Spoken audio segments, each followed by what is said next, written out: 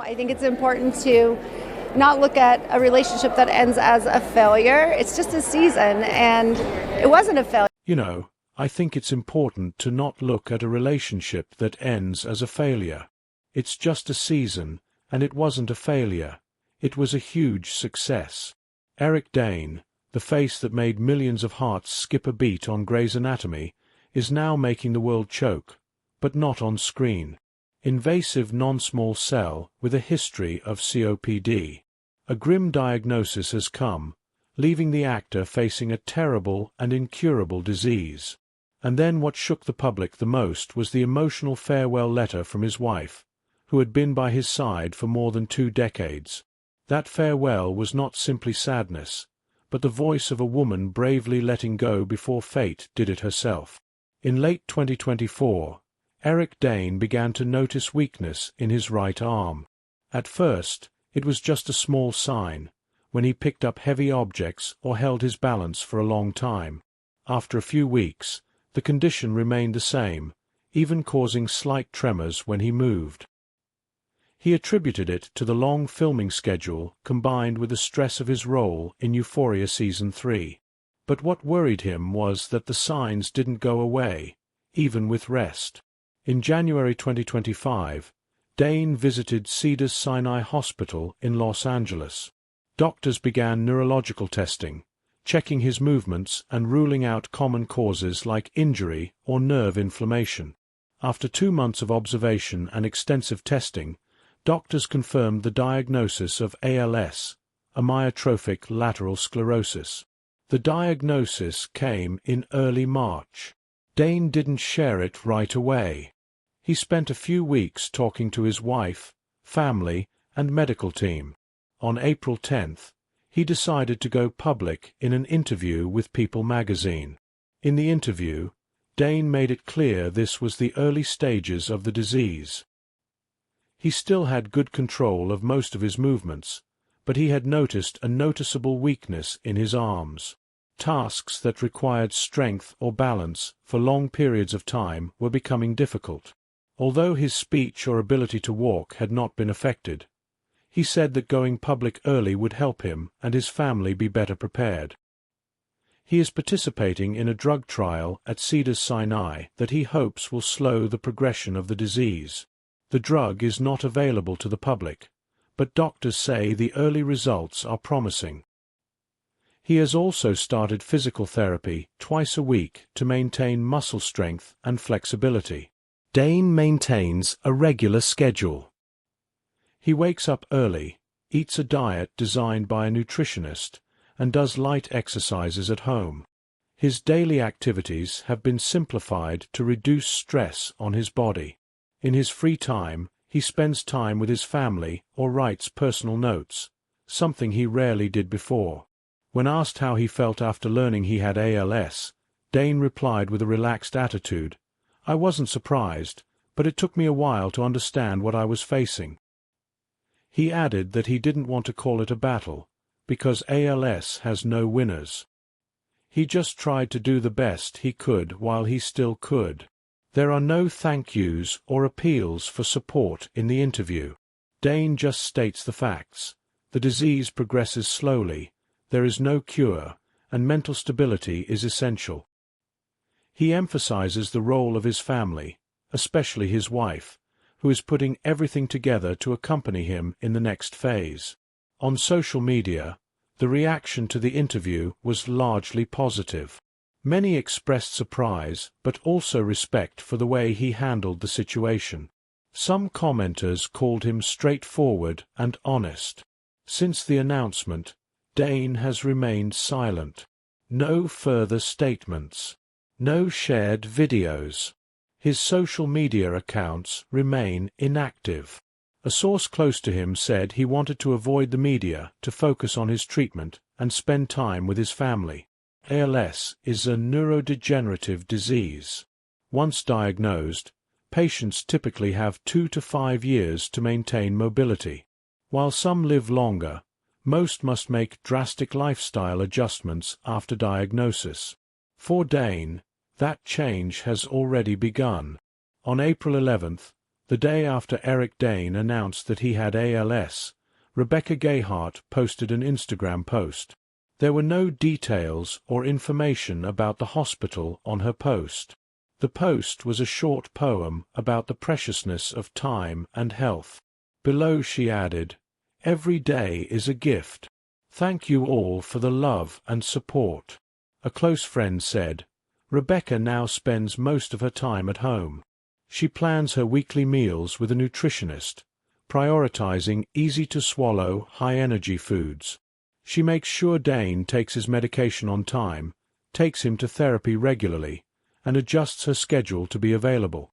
She handles the small tasks around the house, like preparing drinks and rearranging the living room to make it easier to get around." Although she had a maid, Rebecca did most of her husband's work herself. She did not want to leave it entirely to outsiders. Some described her as like a part-time healthcare worker, but she did not complain or whine. Her mother, Deborah Gayheart, told relatives that Rebecca kept her cool in front of her husband and children, but would sit alone late at night. She did not show negative emotions in front of Eric, knowing that it would affect his mental health. Rebecca and Eric had been living apart for a long time, since 2018, after she filed for divorce. The two had been seen together for the sake of their children, but no longer lived together. But in March 2025, a month before the diagnosis was announced, she withdrew her divorce petition. There was no official statement, but multiple sources said it was her own decision after learning about Eric's condition. She moved back into the master bedroom with Dane. All signs point to the two staying together, not out of obligation, but because they want to. On April 9th, at the premiere of The Carters, Hurts to Love You, Rebecca appeared alone and answered a short question from E! News. "Eric and I are best friends," she said. "We have two amazing daughters, and I'm proud of how we've gotten through everything together." It was the last time she spoke publicly. It didn't directly mention the disease, but it was enough to make clear that their relationship was at a different stage, no longer tense or distant. In a private event at the end of March, Rebecca held a dinner to celebrate their 20th anniversary. No big party, no big guests, just family and a few close friends. She compiled a photo album herself from the day they first met to trips with her two children. According to her friend, Dane sat looking at the album for nearly an hour. He didn't say much, just nodded and smiled. After that evening, Rebecca began making changes around the house, removing slippery rugs, installing grab bars in the bathroom, and scheduling regular checkups for both of them. She also contacted an ALS specialist for advice on what to do next, from nutrition to redesigning her living space. Rebecca doesn't use social media much, but she does respond to messages from close friends. In one leaked message from her close circle, she wrote, "I don't need anyone's pity. I just want to keep things under control." From someone who had withdrawn from a past relationship, Rebecca returned and chose to be the closest person, not to sacrifice, not to save the marriage, but to make sure that in the things she could control, she would not miss anything. A courageous marriage. Eric Dane and Rebecca Gayheart first met in 2003 at a party in Los Angeles. Dane was in the early stages of his career, while Rebecca was already well known as a model and actress. They started dating soon after their first meeting. Less than a year later, in October 2004, they got married in Las Vegas. It was a simple ceremony, not much public knowledge. After that, the two rarely appeared together in the media. Their relationship soon faced pressure from work, press attention, and changes in their personal lives. In 2009, a private video was leaked online. The video caused a huge stir, especially since it involved both of them. Though instead of avoiding or breaking up, they chose to take legal action. The two filed a lawsuit against Gawker Media, the site that republished the clip, and won. Rebecca stayed out of the media during this period, but refused to talk about the video. The incident dragged on for months, but eventually died down. 2 years later, in 2011, Dane was hospitalized and began treatment for painkiller addiction. According to his rep, he had been taking the drugs after a surgery and had lost control of his dosage. Rebecca didn't speak much during that period, but the press noted that she regularly visited the rehab center, taking her husband home when he finished treatment. Dane took a break from work for a while before returning to his role on Grey's Anatomy. In 2017, he took another break from work due to depression. The Last Ship production company confirmed that Dane had been asked to take time off to seek treatment. Rebecca did not give interviews but posted an old photo of the two of them with the caption, "He is the strongest person I know." In early 2018, Rebecca filed for divorce. She did not explain the reason, citing irreconcilable differences. But the two did not lose contact over the following years. Although they no longer lived in the same house, they appeared together at activities related to their children. They attended kindergarten graduations, went to school for parent-teacher conferences, and took their children on summer trips. In 2022, the family was spotted together in the south of France. Rebecca posted a photo of herself on a yacht with the caption, "Family is everything." The press speculated about a reunion, but there was no official confirmation. From 2023 to early 2025, Dane and Rebecca continued to maintain a close relationship. There were no more public arguments, no more conflicting statements. Both appeared comfortable appearing together, but still kept their distance from the media. In March 2025, Rebecca withdrew her divorce petition. According to court sources, the decision came exactly 2 weeks after Eric was diagnosed with ALS. There was no re-wedding, no media appearances, but the two resumed living together as before.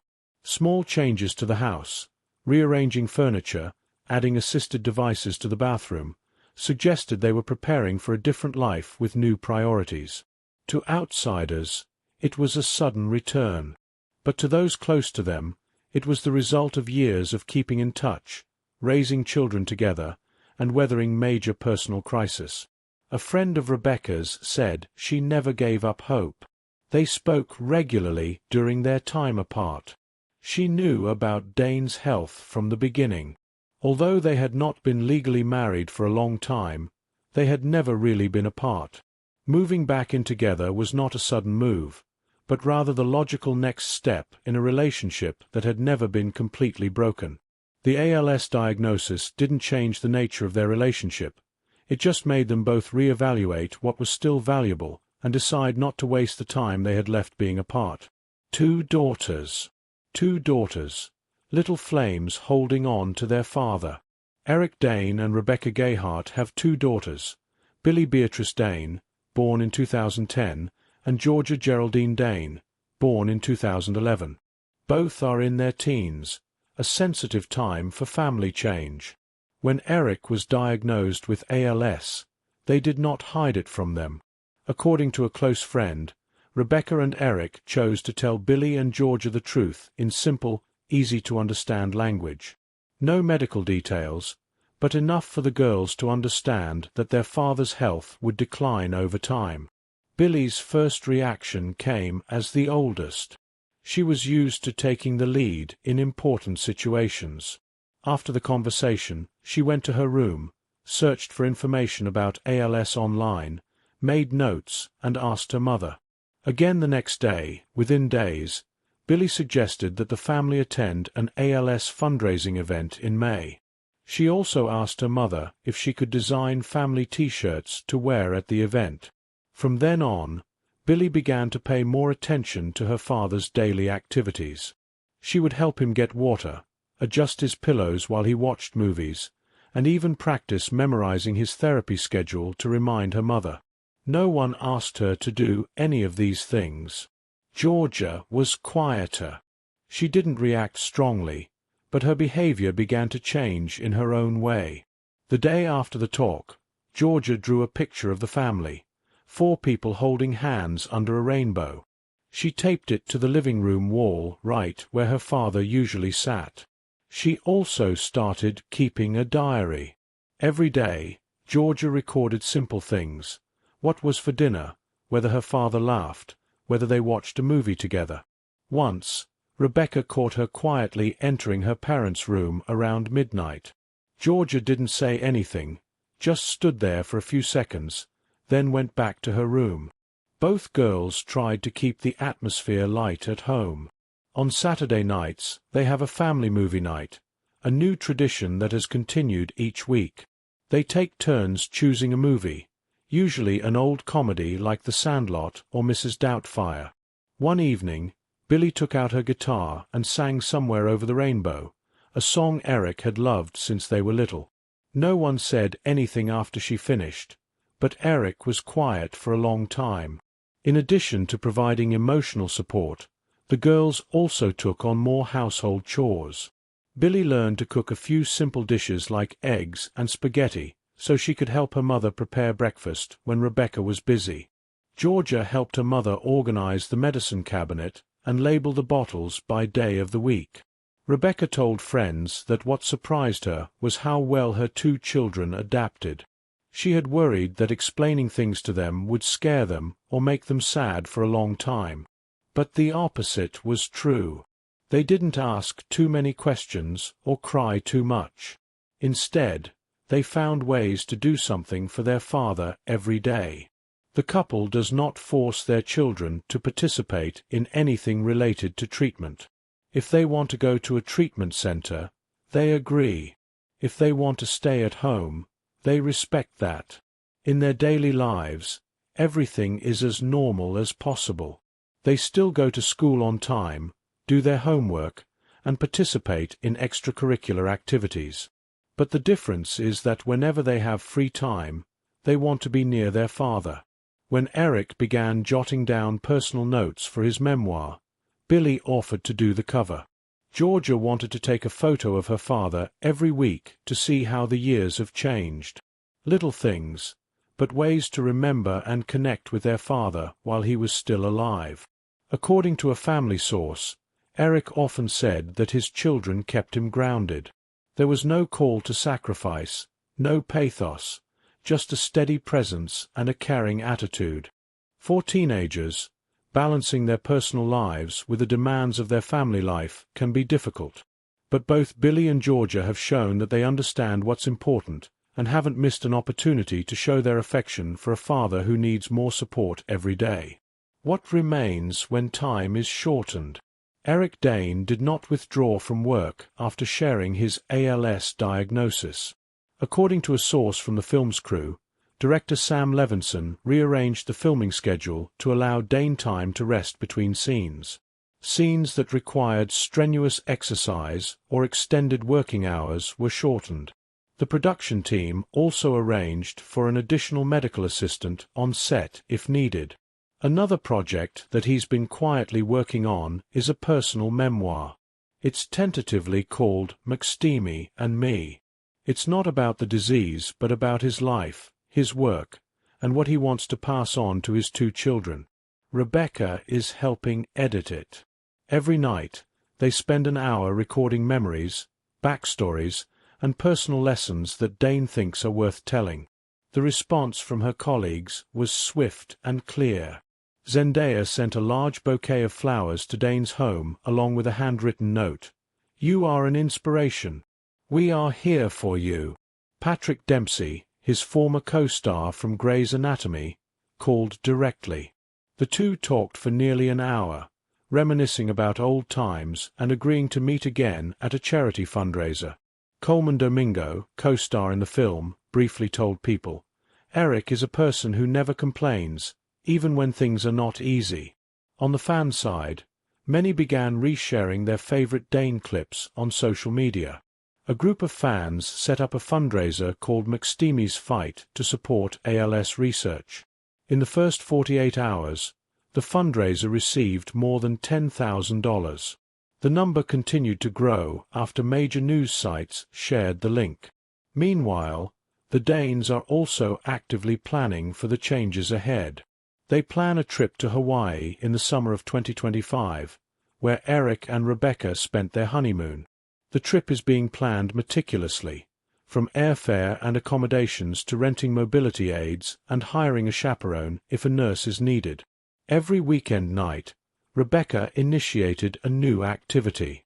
The family would retell stories that had never been told before, not to reminisce, but to make sure nothing important was left out. There are no rules. Those who want to talk can talk, and those who don't want to, listen.